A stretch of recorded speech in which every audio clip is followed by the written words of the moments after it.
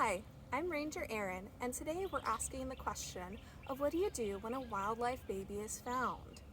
So the first thing that you want to ask yourself is what type of animal did you find? Because different parents, different animal parents, will raise their young in different ways. So for instance, if you find a little baby turtle or a baby snake, there's no need to worry about them at all, because most of these animals will lay their eggs and never see them hatch, never see them grow up. And that's okay, because those baby turtles have all the instincts they need from the very moment that they hatch to take care of themselves for the rest of their lives. So unless they're in a place that is dangerous, like crossing a road, then you don't need to worry about them at all. You can just leave them be out in the wild.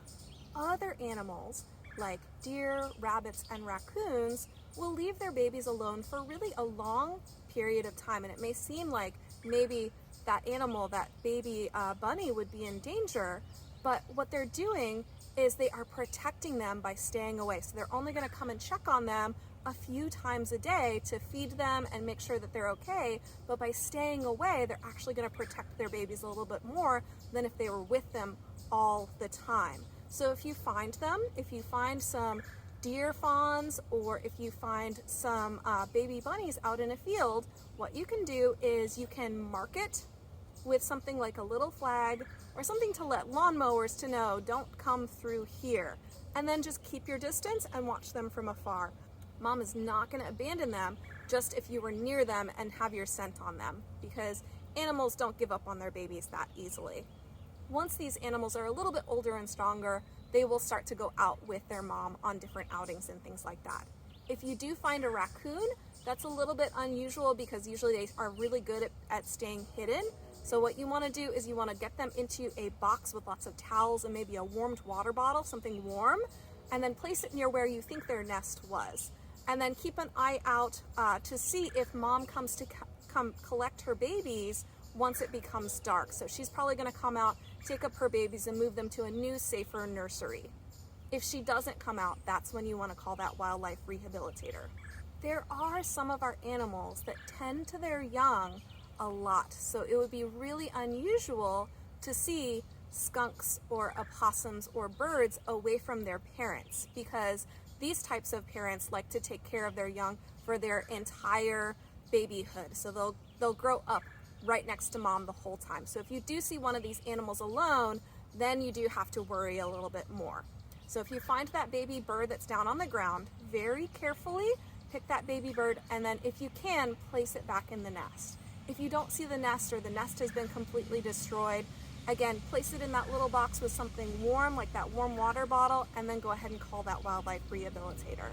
For skunks and opossums, unfortunately, probably means that something happened to their parents. So go ahead and put them in that box with those towels, something warm to keep them warm, and call that wildlife rehabilitator right away. They might have some different advice, but just go ahead and call that wildlife rehabilitator and then follow their directions.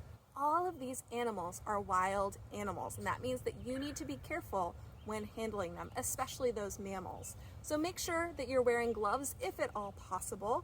Wash your hands after you touch them, and if you do get scratched or bitten, go ahead and call that doctor immediately. I said call a wildlife rehabilitator a lot.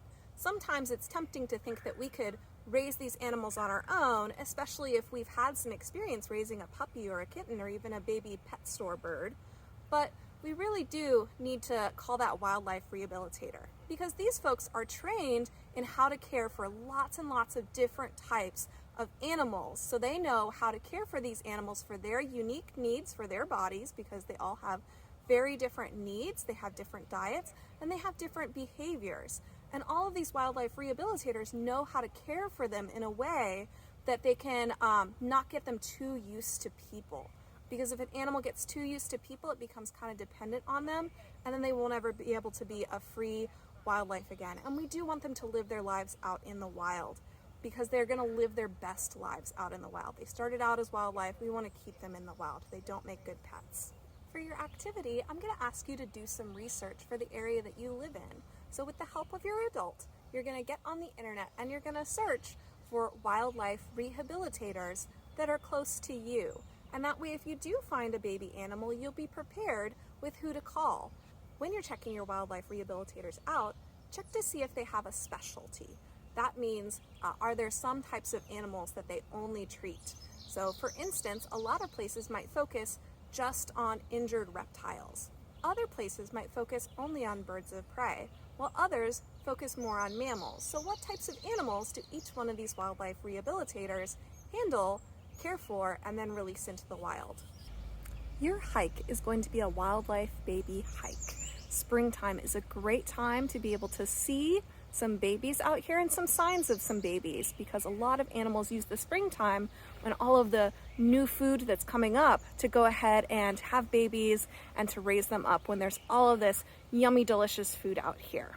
So when you're on your hike, go ahead and look for some places that you think a baby might be raised. So check up high for some nests, check around for some holes in some trees, different places that might be a good place for some of those animals to use as a nursery. You can also start to notice, maybe if you're lucky, I've already seen some hatchlings out here, so some tiny little turtles that are crawling around, maybe trying to find their way to the water. It's also that time of the season that our fawns have gotten old enough and strong enough to start following mom around. So this is where she is, not leaving them alone as much. They're going to start to follow. So maybe you see some tracks. You see a big set of deer tracks, that's going to be mama deer.